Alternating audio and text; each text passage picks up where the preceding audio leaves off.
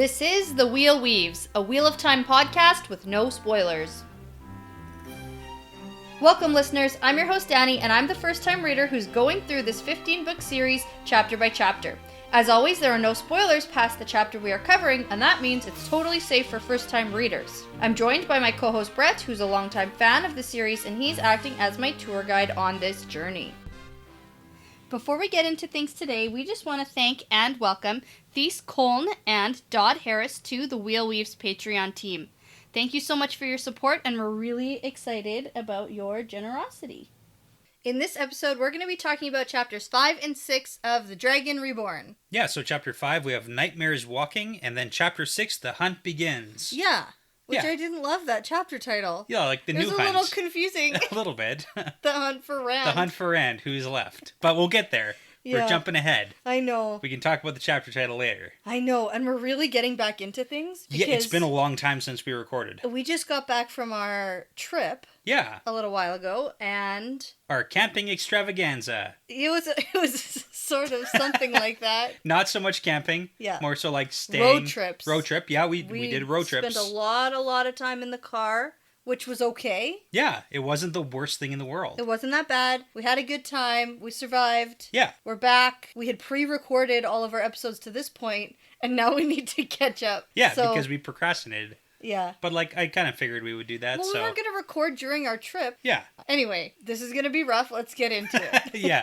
This is also pretty exciting because when we got back from our trip, we got our couch delivered, and we are recording in our new recording space right now. For the first time ever, officially. Yeah. Very cool. Yeah, we don't have any new equipment or anything like that, so it's not a super fancy podcast studio. I don't have a boom yet. Still waiting on it. Yeah. And a guy to hold it? Yeah, a guy to hold it. Sound editor or something like exactly. that? Yeah. The spot's open to fill. We can't pay anything. You just have to stand here. You just gotta stand here in our basement with us. But no, we're in our new space and it's really exciting. Yeah. But you're going to start us off with a fun fact, and I'm not going to forget about it this time. Yeah, so this one's going to be pretty fun for me, because I thought to myself, what's the best way to, ease you back into fun facts? And that was... I don't know why you think I hate your fun facts so much. It's not that you hate them, it's that you don't, listen or pay attention to them Only all the time. when they're really boring. Yeah, so the best part is this one's an interactive fun fact. Oh, good. It's basically a quiz. Okay. Because we have officially met 10 out of the 13 Forsaken after these two chapters. Oh, you mean introduced to their names? Their names, yeah. We haven't met them. Yeah, we met the names. We met their names. We've learned their names. I thought you were confirming some stuff for me. No, definitely not. Okay, no, just the names. Okay. But the best part is I want to quiz you on which Forsaken we have met so far. Oh, shit. Okay, you realize I didn't even take notes on the names of the Forsaken? I figured, yeah. Because I wrote, Brett will cover this in my notes. So... And that's why I have to quiz you and just see how far we get. Okay, fine. So, okay. Why don't you start us off? What are some names of the Forsaken we've met so far? Aegonor's dead. Okay, that's good. That's one. Balthamel. Yep, Balthamel. Balthamel. Yeah. He's also dead. Okay, good, yes. I know those ones. Yeah, those are the first ones from Eye of the World. Right. Ishamael. Yep, who is most likely Beelzebub. Yep. Lanfear, who's a stupid bitch, and I hate her. Except, I gotta say, I like Lanfear a little bit more now that she's not Selene, because I really hate the innocent floozy act when I knew she wasn't an innocent floozy. Like the undercover style. Yeah, okay. I like her more if she's just herself, like with her meeting with Min. Yeah. I liked her better. Yeah. But I still hate her. You still hate her, but in a better way. Okay, so that's Lanfear. Yep. And are we running out now? That's it. Okay. I know there's Balal or something like that. Yes, there is. Balal. Yes. Okay. That's good. Mm-hmm. Keep going. Can I look at my book now? No, you cannot. Okay, then that's all I got. Okay, we also have heard of Samael. Sure. We've heard of Asmodean, Raven, Demandred, and Semiraj. Yes, that's 10. Okay. There we go. And the best part about these names is that they all actually stem from different roots of words, but we're going to cover that later on in a bonus episode. Oh, okay. Yeah, so we'll have talk that to look forward to. Yeah, absolutely. We'll talk way more in detail about the names, where they come from, the roots, all that good stuff. Yeah, that'll be fun. But yeah, let's get into this then. Okay, so chapter 5, Nightmares Walking, and we get the Trolloc symbol icon. I gotta ask, did you notice it was a Trolloc skull? right away? Yeah, well, that's the Trolloc thing with the fist and the trident Yeah. and the skull. Yeah, Yeah. You said a couple chapters ago that like you don't always pay attention to Oh, them. yeah, no, I got this one. Yeah. And we left off with the Trollocs are coming. Yeah. So The twisted ones. yeah, the wolves ran through the town ringing the bell. The Trollocs are coming. The Trollocs are coming.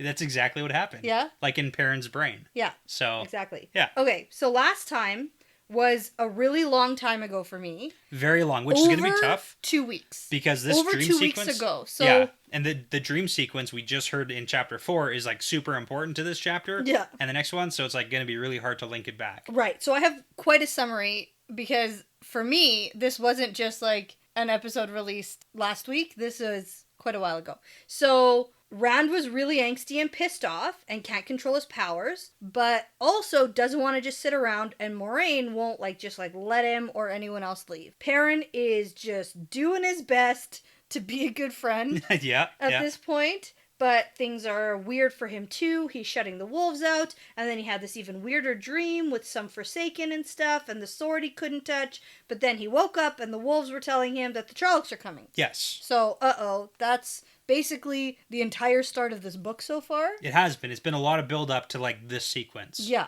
exactly. Okay, so let's get into it. Yeah. Because Perrin busts outside in his undies with his axe, Absolutely. and Lan busts out of Moraine's hut, but unfortunately he's completely clothed. And you want to know what's really cool is I actually have like some fortune telling prediction abilities, and I'm going to call it right now. In the TV show, Lan will definitely also be in his skivvies. No. He will not be fully clothed in the show. Yes, he will. Perrin won't way. be. I know, that's why I said unfortunately. Yeah.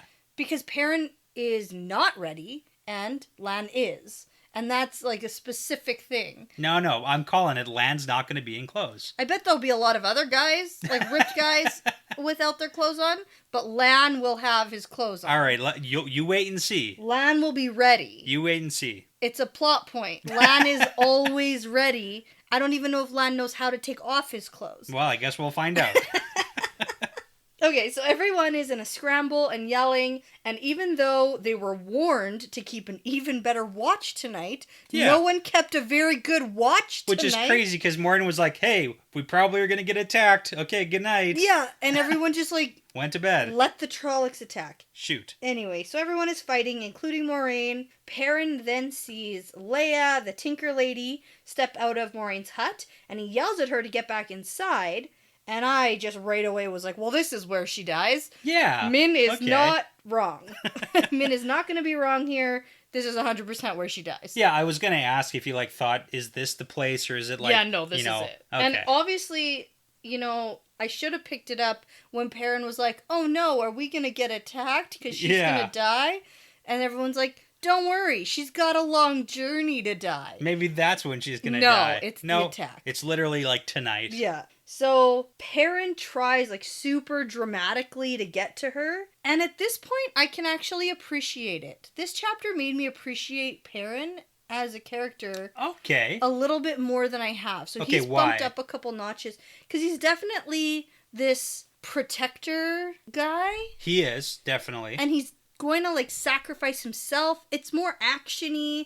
It's less broody. I can't do anything. I'm a man. I hate life. Yeah. Perrin. It's more like action Perrin where he does stuff. It's more action Perrin where he does stuff and proves himself rather than just sits around all mopey and annoys me. Yeah. So he's going up in my books. It's, partially too, he's embracing the wolves because he kind of has to at this point. But, there's that side where he's getting all ready and gung-ho for battle because he is embracing the wolves. Yeah. So. Yeah, no, I like that part of him. Yeah. It's the most interesting part of him. It doesn't last very long, but Not yet. Yeah. Anyway, so he kills a Trolloc, he tries to get to Leia, and then another one jumps out and is going for her, and then Perrin yells, and a Trolloc gets him in the back with its axe, but Perrin keeps fighting and kills it, so it's super exciting. Oh, yeah. Super dramatic. Leia is looking at Perrin and they have some weird exchange. Yeah, well, because Leia walks out and she's all pissed off and she's disgusted by all the violence that's happening. So Perrin basically saves her life from the Trolloc who was going to cut her down, and he did violence. So he's like, don't look at me like that, you're all disgusted because I just saved you. Your life. Just saved your life. And then a Murdrell comes in. Yeah. And Perrin just, like, begs her to hide, but the Fade goes towards Perrin and says, cut one leg of the tripod and all fall down. Yes, and so that's like the dream. It was, and I was going to say, that was a long time ago for us, but that was the last chapter. Yes. Like 2 pages ago. Yeah, but it wasn't a Fade or a Madral, it was a Forsaken guy. Yes, yeah, and we aren't 100% sure who is who in that dream. Exactly, yeah. So Leia jumps at the Madral and, like, tries to get it? Yeah, so I have questions about this too. Yeah. Okay, what's your question? Okay, so I mean, this is a big thing because Leia, like, tries to kind of tackle the Madral, sort of. Yeah. And it's like one of two things: either that tackling a Madral is not violence in her books. No, it's violence. Or she's doing violence, and she's like going violence. back on everything that she believes in as a tinker. Yeah, she's going back on everything she believes in because I think that she appreciates that Perrin is trying to save her life, and now, without thinking, I don't think she consciously was like, I'm going to do violence and go against everything I think of now. Oh, but I think it's a natural reaction for a person. It's that fight or flight thing in the brain. Wow, where it was just instinct. Like, yeah, I don't think she actually crazy. Consciously was like, I'm going to go against what I believe. I think it just happened. Well, and it's like the last thing that she does is she goes against the way of the leaf by attacking the Madral when the entire time she's like, only thing you should do is run away. Yeah. And now all of a sudden she's jumping in to help. So, I mean, the important part here is like if it is violence in her mind and she's choosing to go against it, if one tinker can have their mind changed by like Trollocs or Fades attacking, maybe other tinkers in the future. Well, yeah, when your life is actually legitimately in danger, like it's one thing for them to always be saying these things, and I'm sure there was a big group of them who who probably would run away or just lie down and like let it happen. Happen, or that freeze or the flight reflex, but there's a good portion of people who are going to respond with fighting. Yeah. Even if they truly believe that you shouldn't respond with fighting. Cool. I like that. Okay. Yeah. That's good. Let's move forward. Okay. Yeah. So it just like the Fade just casually swings its sword. Oh yeah, she can't do anything here. And she just crumples. I mean, good, noble effort. And that's what I said. Nice effort. I appreciate that. But then the wolves tell Perrin they are coming, and they show up just in time, and the Fade sort of stops, and then Perrin goes full wolfy mode. Yeah. And calls the Fade a Neverborn. Yes, new name. And now he is fully young bull. Yeah. I love it. He really embraces it here. Yeah. And I'm pretty sure this is the first Fade that Perrin kills. Like, we really haven't seen that very much. No. We know he killed White Cloaks. He killed White Cloaks. He probably killed Trollocs, right? Yeah. Bunch of instances for that. Yeah. But we don't actually, I don't think we've seen him kill a Fade. Okay. Especially not in like one-on-one combat. Yeah, I also just had a little bit of a revelation. Yeah. I think that I still don't like Perrin, but I like Young Bull. Oh, I like that. Okay. It's like alter ego here. Yeah, that's what I like.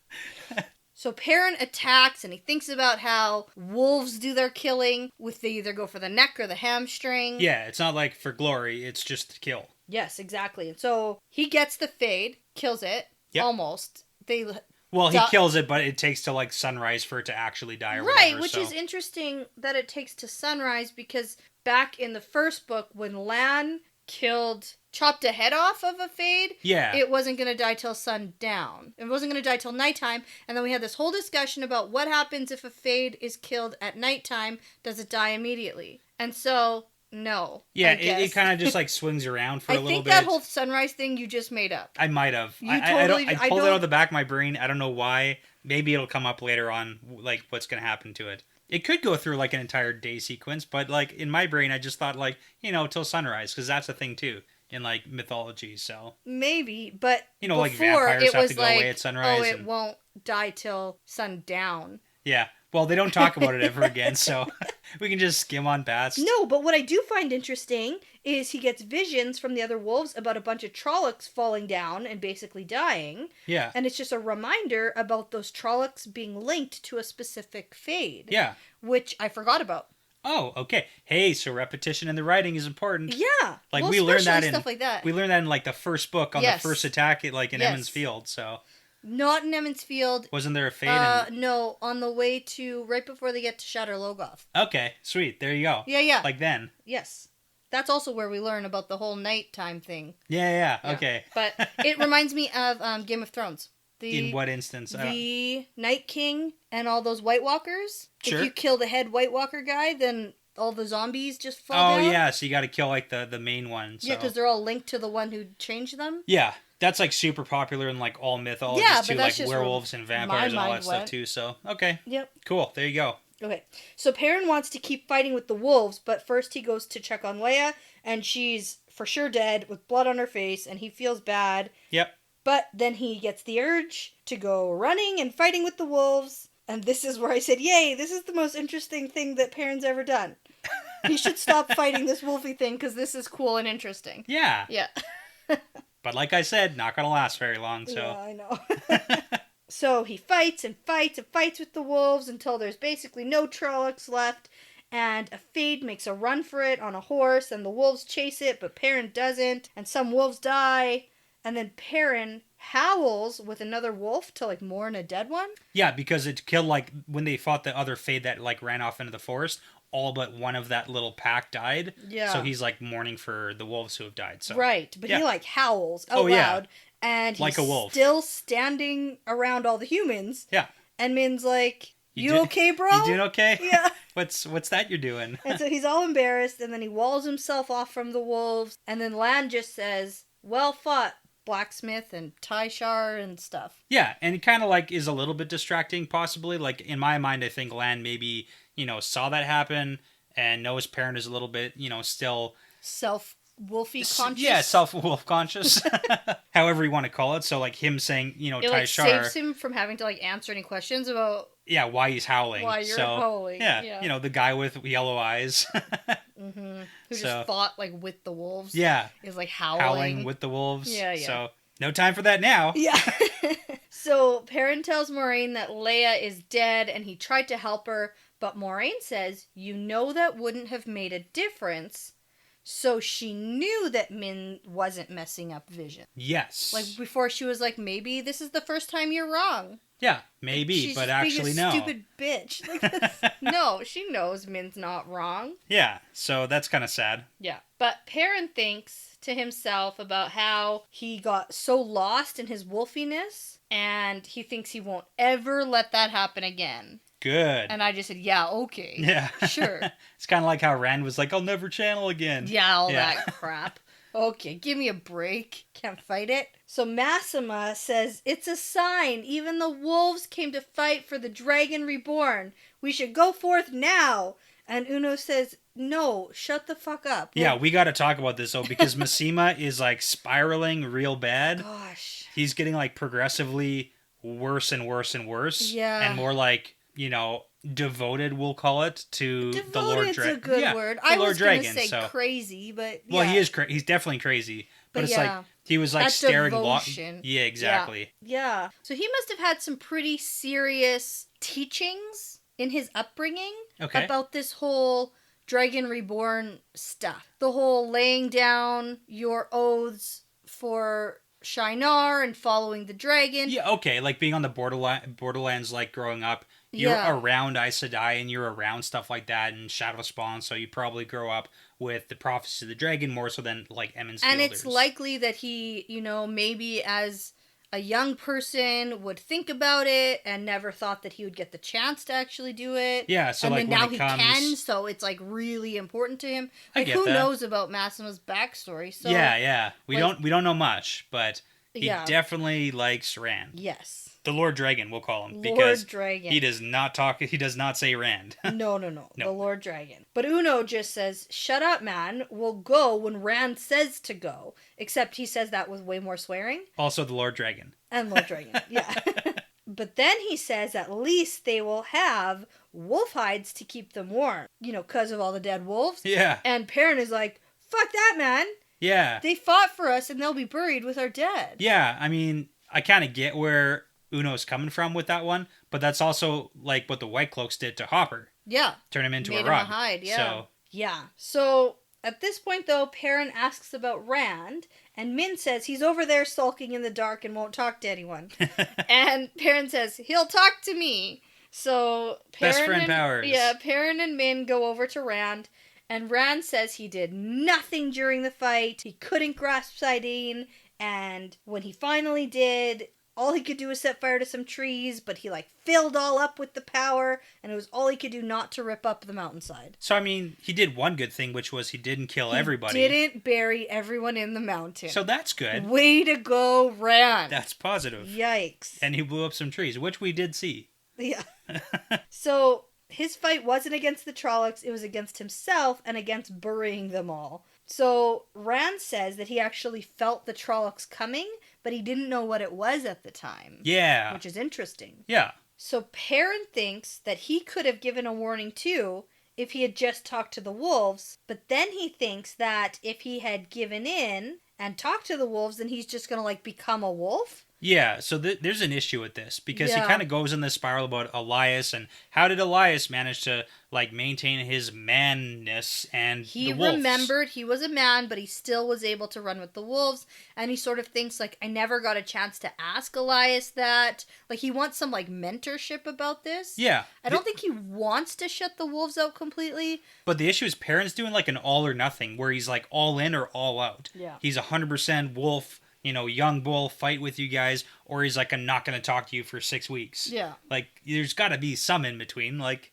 Yeah. you'd think. Yeah, he wants some help He does. from Elias, and he thinks, I haven't seen that guy in a long time. Yeah. Do you So- think there's going to be a reunion? Absolutely. Okay. I think that's what this is. Okay. Yeah, that's why I really added it and wanted to talk about it, because I definitely think Elias is coming back soon. Really? Oh, Okay. yes. Elias was like not even close to where we are right now, though. Well, you don't know where Elias is. That's true. Last we saw Elias, he was really far away. Not that far. They're gonna cross the whole freaking country. They're on their way to Tyr. Yeah, okay. Like, they're headed that way anyways. Yeah, okay. Let's continue. Okay. I want to get into semantics about maps. Okay, fine. So Lan and Moiraine show up, and she's super tired from healing everyone. Like, she's using the Angrio. Yep. And then she heals Perrin, which feels weird and terrible. But then he's all healed and better. Yeah. So Moiraine goes to heal Rand. So he says it's not a Murdral blade that got him.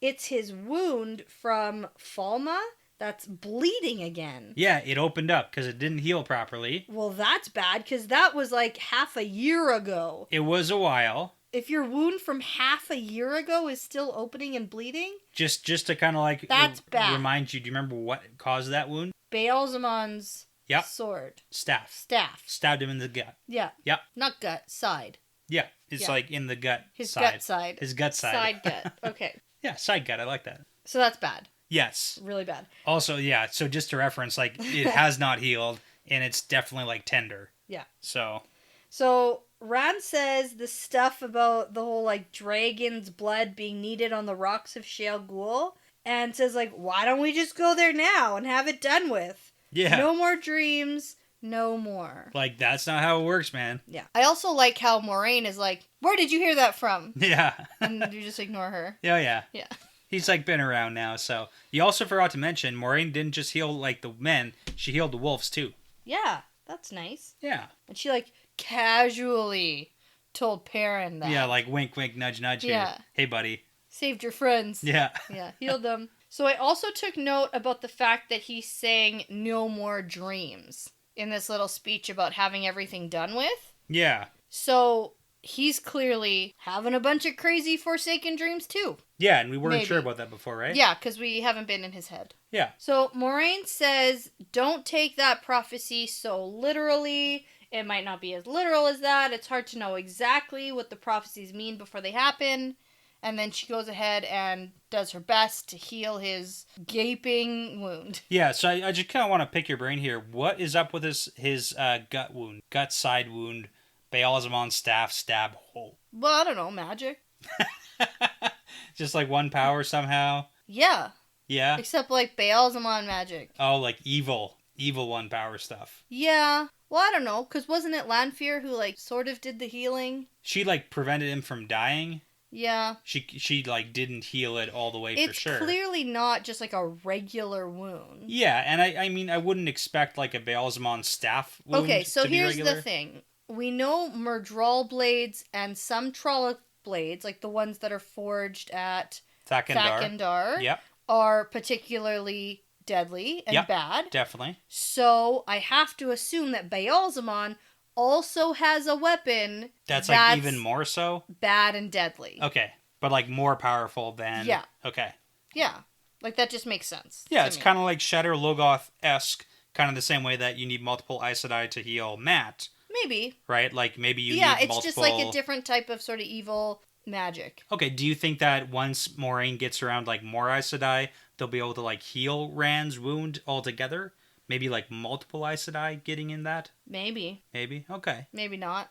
Okay, that's a very, in-between stance you're taking. I know. Yeah.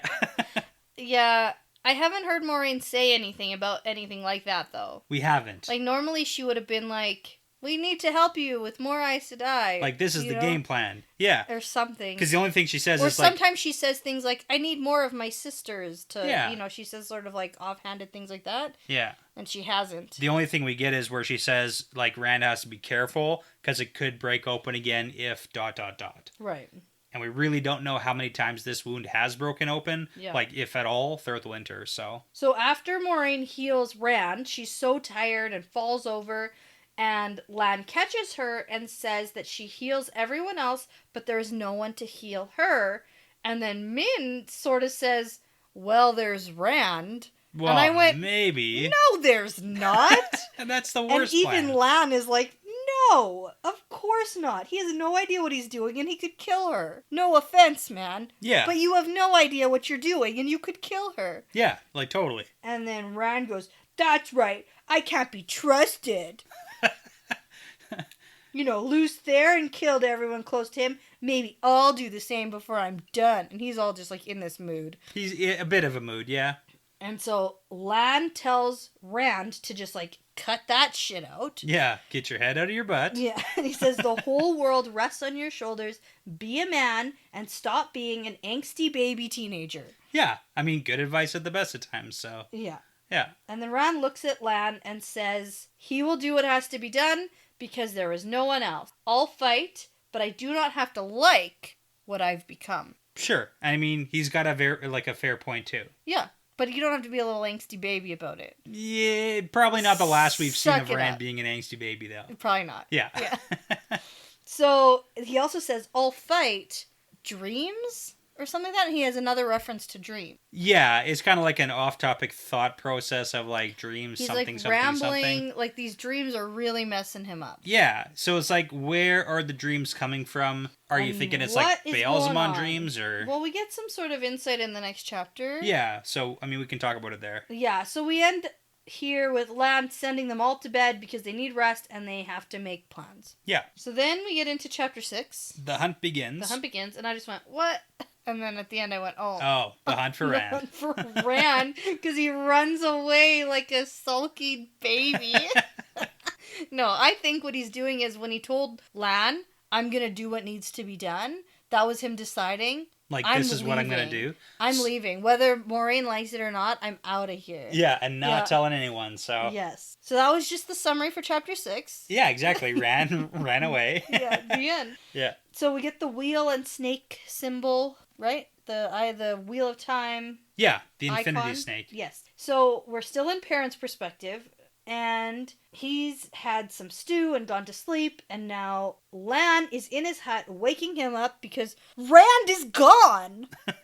So, on Perrin's way to Moraine's hut, Massima stops him and is like, why would the dragon abandon us? What sin did we commit? Yeah, so again, getting crazier.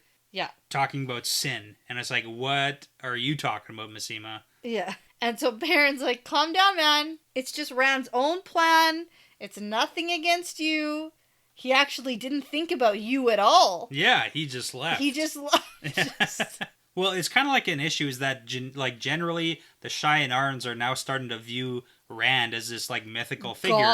God figure, whatever you want to call it. And then we've got Perrin and Min and, like, Moiraine Land, who just see him as still, uneducated sheep herder boy who's trying to figure it out.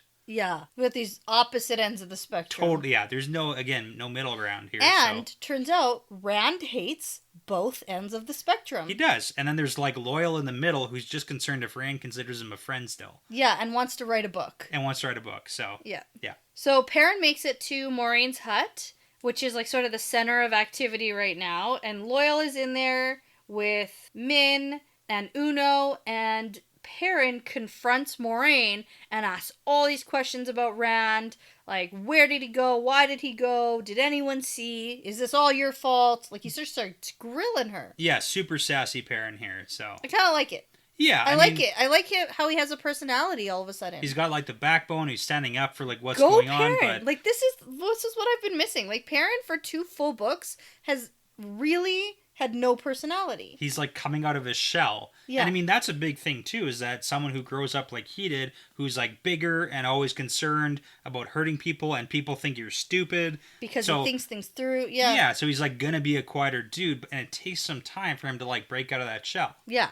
But that's what I didn't like about him. Fair, okay. So, just saying that. I know everyone's been mad at me for my hate on Perrin. Well, maybe it's starting to, like, turn into... Yeah, maybe those people who love Perrin so much don't remember exactly how bad he is. Bad he is for 2 books, because he has, like, no personality. Yeah. So...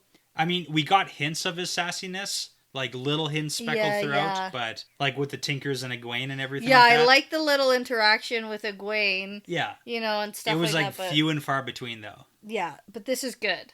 This stands out to me, so I like it. So Min has a piece of paper, and it's a note from Rand. So it says he has no other way. He has to do this.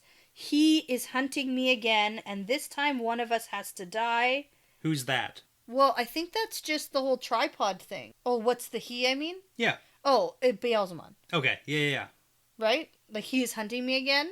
Yeah. It's the same, I guess, as before, with the whole again thing. It makes sense. Yeah. And then that whole one of us has to die. He's obviously getting the same message that Perrin is. Like with Kalendor, or...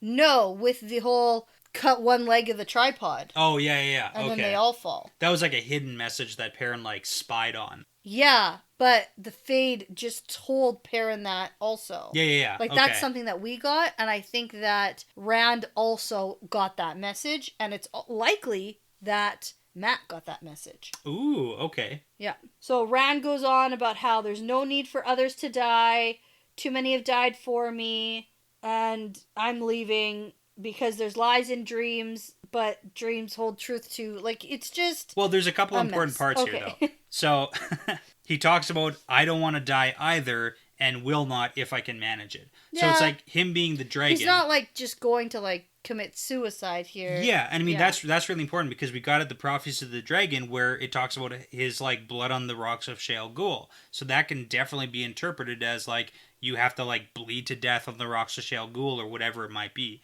But Rand isn't, like, imminently suicidal, like, I have to die to kill the Dark One. Right. Like, he wants to live, and I think that's helpful. Yeah, that's good. Yeah. In this moment, anyway. In this moment, I feel like he good. Flip-flops and goes back and forth with how he's actually feeling about things. Yeah. But with this taking off, he's like, okay, I'm going to go do what I need to do, and others don't have to die. Yeah. But, okay. So Moiraine is super pissed and says that the stupid Shinerians wouldn't even have stopped them if they saw him go, because they're all like, Lord Dragon, and Moiraine freaking hates that, turns out. And then Perrin gets real snippy with her and says, well, what did you expect? He never would have named himself Dragon if it weren't for you. And then Perrin demands to know if she really thinks he is the dragon. Yeah, and she kind of gives a pretty wishy-washy answer. She gives an Aes Sedai answer. Yeah, like she's not going to commit. He is what he is. Yeah. Well, it's also kind of like that whole, we heard from Beelzemon at the Dark Friends social, where it's like, he is going to be the dragon, but he's not the dragon yet. Right. So it's like there could be a hint of that to what Moiraine's saying. Like, he's going to be the Lord, like the Dragon Reborn, but he's like not quite there. Maybe. He's like ramping up to that. Right. Okay. So Perrin keeps on with his interrogation, saying that maybe this isn't just the pattern and he wanted to just get away from her. And she's like, nope, patterns and stuff.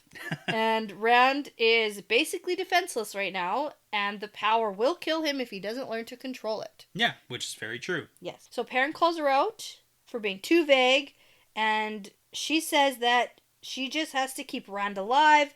There are Forsaken to be accounted for. So that's interesting that she knows that much. That there's like Forsaken out? Yeah. Yeah. Well, okay, here's Other a than question. the two that are dead. Lanfear. Yeah. Are we still going with the fact that Min probably didn't tell Moiraine about Yes, Lanfear? definitely. That's like a super secret? Yeah. Okay. Yeah.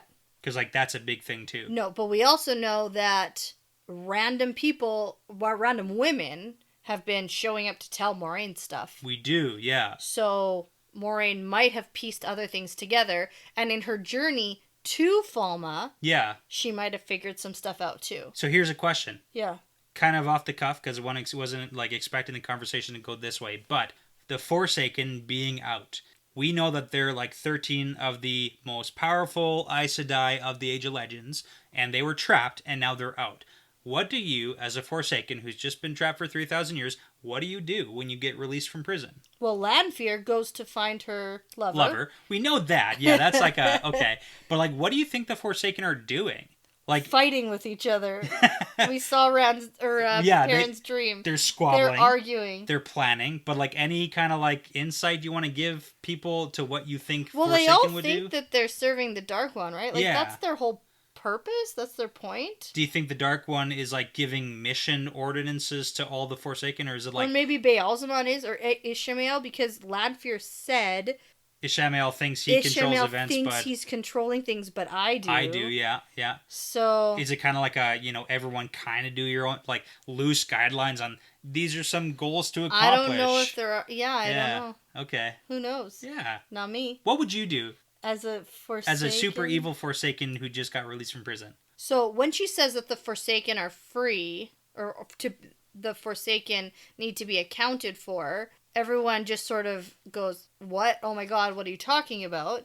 And she says that the seals are weakening and the Father of Lies is not yet free, but what of the other ones? Yeah. And then this is where she does her like list of names. Yes. And then she says that she will not let them have Rand. Yeah, well, we heard like in book 1 that she told Rand, I'll kill you. She would rather kill them Yeah, I'll than kill you let before I the let that happen, Yeah. so... That makes sense. And so Perrin reads Rand's letter again and says, oh, weird he mentioned dreams. He was talking about dreams yesterday too. All right, yeah. And like then once Moiraine again, yeah. is like, what dreams have you had? Tell me. Yeah, I mean, she keeps telling the boys, like, tell me when you have dreams. Yeah, but they don't want That's to listen important. to her. Yeah. She's like mom. Well, it's kind of like the annoying rant that Perrin goes on in half a page here. Yeah. Is like really annoying because she constantly tells you, like, tell me if you have dreams. Yeah. I can help protect you from bad stuff in your dreams. Well, I don't know if she's ever told Perrin that. Yeah, I kind of feel like it at least came up in the first half of their journey. Maybe. Like, it came up with Rand. it definitely did. Rand and Matt. Yeah. Right? So, I don't know. I don't know about Perrin, though. Maybe he's been left out of it. I don't feel like he's been left out. I kind of think it's one of those things where it's like he either forgot about it or didn't want to listen or like something like that. So okay. So he hesitantly tells them about the sword dream, and Lan says Kalendor. And Moiraine sends Lan out to ask all the others about their dreams. And at this point, I didn't realize that Uno was still like in the hut with them. yeah. And then I go, oh, Uno's here. Because she asks him if he's also dreamed about this sword. And he's like, I don't know, maybe. I always dream about swords. That makes sense. And then they're like, Loyal, what of your dreams? And he's like, I dream about trees. So that's boring. Yeah. And Perrin says it was just a dream. And Moiraine says, doubt it. And she says, you described the hall called the Heart of the Stone in the fortress called the Stone of Tyr. And that sword is for show the one that can't be touched. Yeah, and it sounds like she knows for sure that this is the place. Yeah. Like she's probably been there maybe. Maybe. She's probably seen at least artistic renderings. Yeah, I was going to say like pictures or what are we talking here? Yeah. So, but like she knows that he described it perfectly, so. Yeah. So Loyal stands up and says that the greatest sign of the Dragon Reborn is the fall of the Stone of Tyr, and the dragon will wield that sword. And if Rand wields Kalendor, the whole world must acknowledge him as dragon. And this is super important because Moraine's like, yeah, maybe. Except maybe not, because there are plenty other dragon prophecies, and Kalendor will not be the end of it. And I said, well, I sure hope not, because it's the beginning of book 3. Yeah, but like, okay, so here's a couple of good points, because Maureen's saying, yeah, maybe, as in like people will have to acknowledge him, but it's like, even if he fulfills all these portents and it's like he's for sure the Dragon Reborn, who's saying that everyone's just gonna like rally behind him? Yeah. Like, we've got, especially all those people who associate the Dragon Reborn with like evil. Yeah. Yeah. So it's like, yeah, like literally maybe. where Yeah. you're from, Perrin. Like some definitely will rally, because like people rally for all the false dragons too, but it's not saying it's going to be an easy fight after that. Yeah. This makes Perrin super uncomfortable, and he thinks about how he knows his life is tied to Rand's ever since a journey to a Portal Stone world. Boom. Told you that chapter was important. Yeah, I know it's important. I never doubted its importance. Don't stick your finger in my face like that. I know, but what I find interesting here is Perrin referring to one of his Portal Stone world journeys. Ah, okay. It's a singular. It's not just like, oh, I know I'm tied to Rand because in 1,000 lives I was tied to Rand. He says specifically because of one journey he was convinced that his life is tied to Rand's. Okay, I get how you can interpret that sentence that way. Yeah. Okay. I would disagree in that interpretation. Oh. Yeah. Okay. Well, because of two things. It says, since a journey by Portal Stone had convinced him his life was bound to Rand's. So it's like a journey by Portal Stone. But they took one journey by the Portal Stone. But also, we heard when Perrin first came out, he said to He's like, some things are always the same. Yeah, which could be the wolf thing. Someone pointed out, I think it was in our Discord, yeah, that the whole thing about Perrin and his axe. Sure.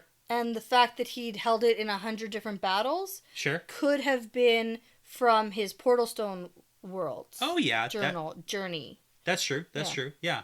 And the whole things that's like always the same could be the wolf thing. It also could be like he's tied to Rand. Yeah. In all these different worlds. Okay. So. All right. But hey, do you want to talk about these prophecies? Sure. Because I want to get them on the record for us so we can come back later on. All right. Yeah. So Moiraine mentions a couple things. One, that he shall slay his people with the sword of peace and destroy them with the leaf. Let me know if you have any thoughts on these as I go. Okay. Okay.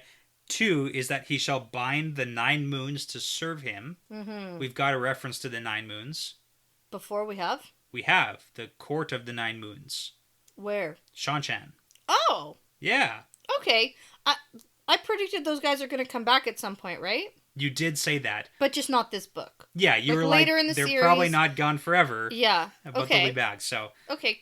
So that's like the reference to 9 moons we've gotten so far. Okay, so the dragon... So that's another thing. Like, these are all just things that are, like, on Rand's to-do list. Exactly, yeah. And then 3rd is, what wounds of madness and cutting of hope has he healed? Okay. I mean, wounds of madness, like, we're not going to talk much about that, but we know he's got one big wound at his gut side, so... Sure, maybe he'll heal that. His gut side. Side gut? No, just the side. Yeah.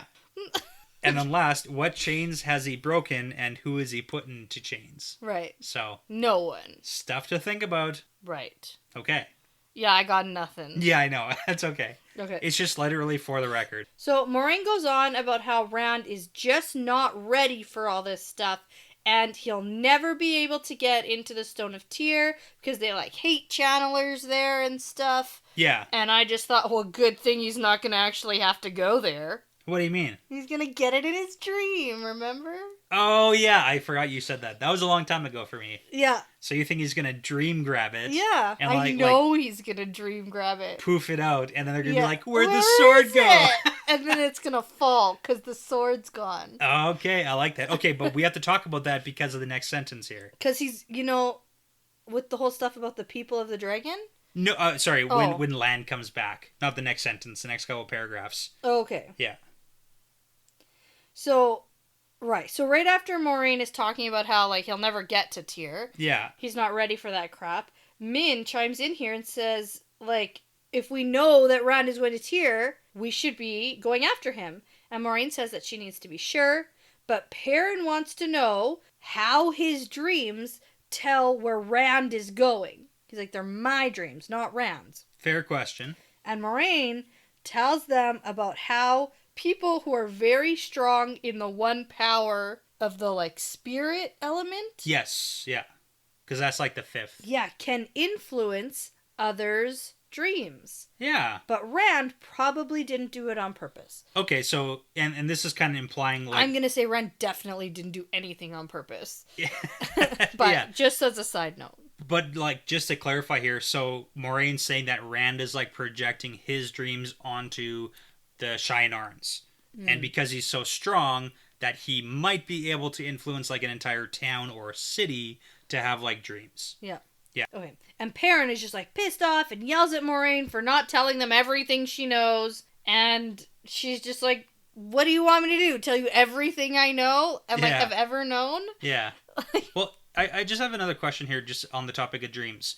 Do you think that is Rand projecting his dreams, or do we think it's like somebody else like Baalism? Because in that last Perrin dream sequence, we had that voice that came out and said, Kalendor, who wields me, wields destiny, take me and begin the final journey. So it's like if Rand is projecting this weird sword dream, is it Rand's inner monologue voice that's like... I honestly think that it's just like Rand's dream. Yeah.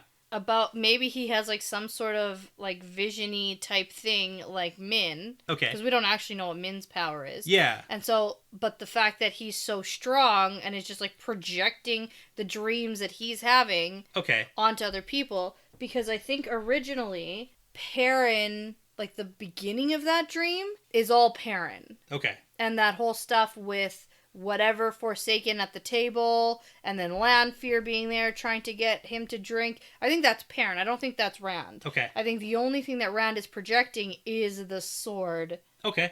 And then the fortress or whatever. Cool. Yeah. If that makes sense. Yeah. So Lan returns and tells them that a bunch of the others had dreams of the sword and fortress the last 4 nights, and Massima dreamed that Rand was holding the sword. Yeah. And Moiraine's like, he would. Well, I mean, that's my question, though, Yeah. about Rand, like, dream grabbing the sword. Yeah. Is he, like, actually, or is that just, like, Massima being Massima? I have no idea. Yeah, okay. No, I don't know. I don't have answers for you on this one. But now Moiraine is sure about this whole we gotta go to Tyr thing, because that's definitely where Rand is going. Yeah. So Uno says he knows how Rand left unseen. Oh, I forgot! I forgot to tell you about this, guys! So, there's another way out of the valley now since that earthquake that Rand caused. And Moiraine says, well, good. At least he hasn't discovered how to fly or make himself invisible or something else out of legend. Or, like, grow wings, you know? And I said, well, that concerns me that she legitimately thought that was possible. And then I thought, well, no, it doesn't concern me. It actually intrigues me. Yeah, you know. Can Rand learn to fly and make himself invisible? Well, they think that were, like, those were things that could happen in the Age of Legends, so... Interesting, because that's what I said Lanfear was doing when she was masquerading as Selene. Going invisible? Yes. Yeah, you did say that. I did say that. Yeah, that was supposed to be a thing they could do. Huh.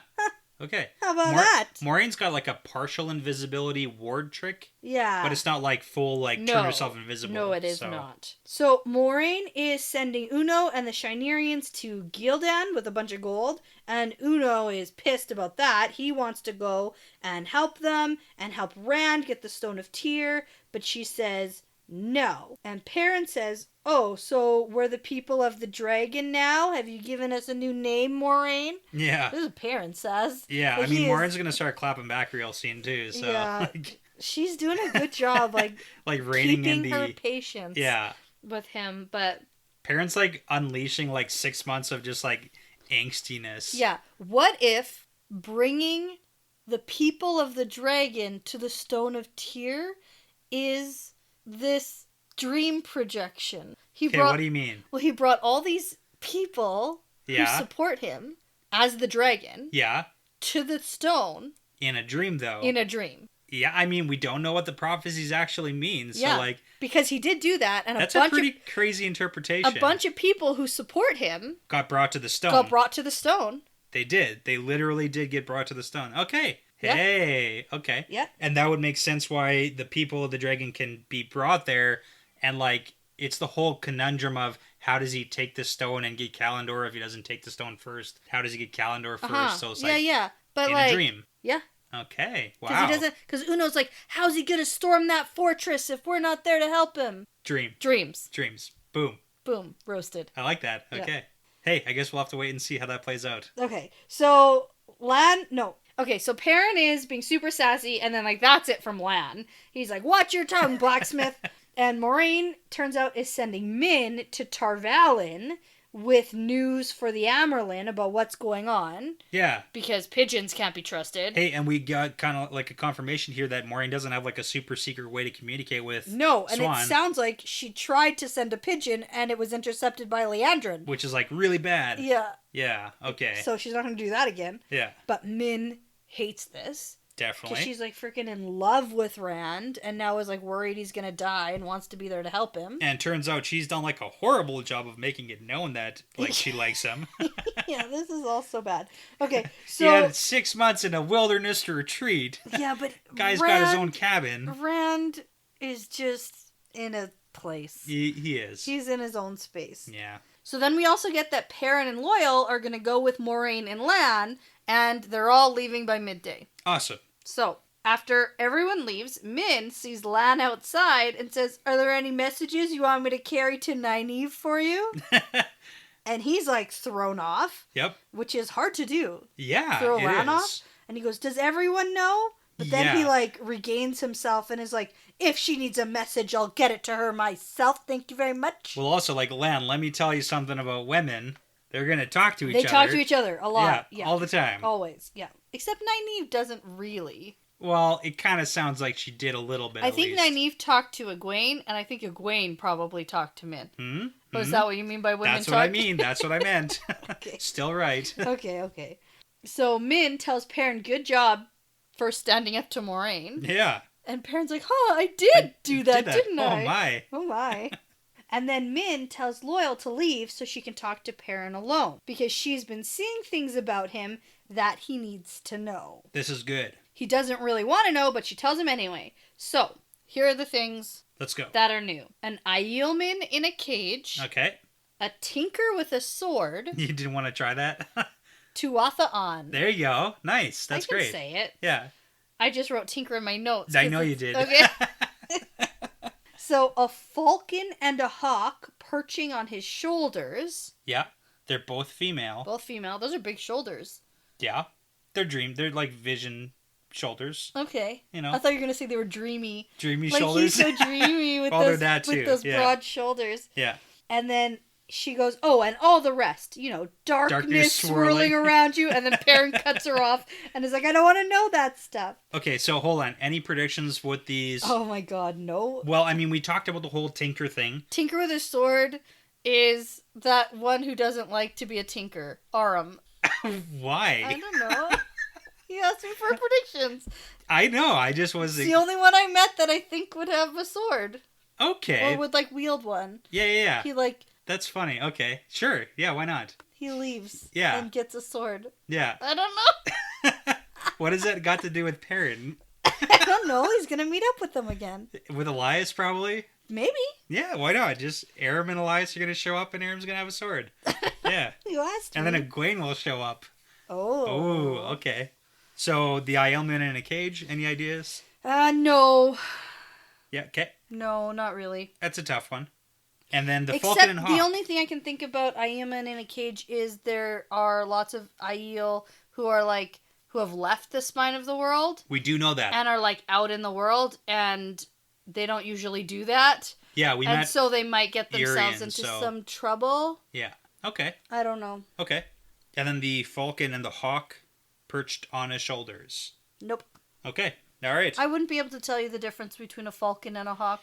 They're basically the same. I'm going Yeah. to offend a lot of bird people I with bet that one. one but... is bigger than the other. Yeah, probably. I'm going to say a falcon is smaller. They seem smaller. Falcons are the ones that wear the little hats, Cool. right? You know what? I figured out the fun fact for next chapter. Is it about falcons and hawks? I'm not going to tell you what it is. Because falconry is a thing, right? I don't know if hawkery... Well, I know hawking goods is totally different, though. No, that's Like not the hawking same. is- No, yeah. that's not the same. Okay, I'll do some research. Okay, I'll have an answer for you. cool. Yeah. So Min doesn't know what these mean, but she knows they're important. And also, if he sees the most beautiful woman he's ever seen, Yeah. run. And how a little bit too late is this? Yeah, but he doesn't even pick it up. He That, doesn't even think to himself that in his dream he saw the most beautiful woman he's ever seen. Yeah. Because he's so stupid and wool-headed. He is that, yeah. He definitely is and a little bit. And then he goes, "Oh, Min, I don't really like you like that." And Which is like, so funny. What? This is like the best interpretation of events. Oh, yeah. He's so distracted by like, what? Min likes me? No, man. Not even at all. Because she doesn't want you to meet beautiful women? Yeah. Oh, my God. No, Perrin. Well, the issue is that Min was saying a bunch of other stuff to him throughout the last couple weeks, so he got confused. Yeah, and she goes, "I love you like a brother, idiot." And then he's like, "Oh, it's Rand, isn't it?" Right, there you go. And she's like, "Yeah, man." And she says that she is fated to him, and he wants to know if Egwene knows about this. Yeah, like first question he asks. Yeah. Yeah. And she says yes, but little good that will do them. Yep. And then he asks if Rand knows. Nope. And she gets all sarcastic and is like, "Oh yeah, I told him about this vision where we're all fated to fall in love, but like I have to share him." Yeah. Like, so no. It's tough. Interesting though. Interesting that she's like still going on about this having to share him business. Because I actually sort of was thinking about how, you know, him with like 3 women visions that she was having. Sure. And I thought, well, maybe I'm thinking of it like the sister wives business, but maybe it's more like he loves one and is with one for a while, and then he gets with another one and is with another one for a while, and then like he ends up having like 3 like loves in his life. Oh, okay, like 3 love interests versus yeah. all at the same time married no, and but sister she wife keeps stuff. saying I gotta share him. Yeah. And so never mind that. Okay, so you're back to the whole I'm back to the whole sister wife thing. I guess she's gonna have to share him. Okay, all right. With Elaine, and unknown. One we haven't met yet, apparently. Yeah. That's what Min told us. Right. So. Okay. So Perrin says that he will help Rand and that Min will be safe in Tarvalin. And she says, "You really think Tarvalin is safe?" And he goes, "Well, if Tarvalin isn't safe, nowhere is." Yeah, man. Nowhere is safe. It's like the end of the world. Not even your dreams. Like, your dreams aren't even safe. Yeah. So... That's the whole thing about the world ending. Yeah. And, like, the devil getting free. Shoot. The worst. Nowhere is safe. Okay. So, that's the end of that chapter. Yeah. And I'm looking forward to reading and, like, getting back into this. Yes, we will get back on track. Yes. It's been a couple weeks without reading, so... Yes. I basically forgot how to record, too. I, like, lose that skill really fast. You stumbled a little, but it's okay. It's all good. We just edit that out. Yeah. Yeah, because I think I read these chapters on the first day of our drive. Yeah. In the first that was hour, a big mistake. I read these chapters, and then that was it. And then I read them again today doing my notes. There you go. So now I'm back into it. We're back into the swing of things. And then we'll get to having a couple more double release weeks and stuff. Yes. We'll get more content out. So that'll be good. But I think that I can officially say that this is part of the pattern now. Yeah, part of the pattern.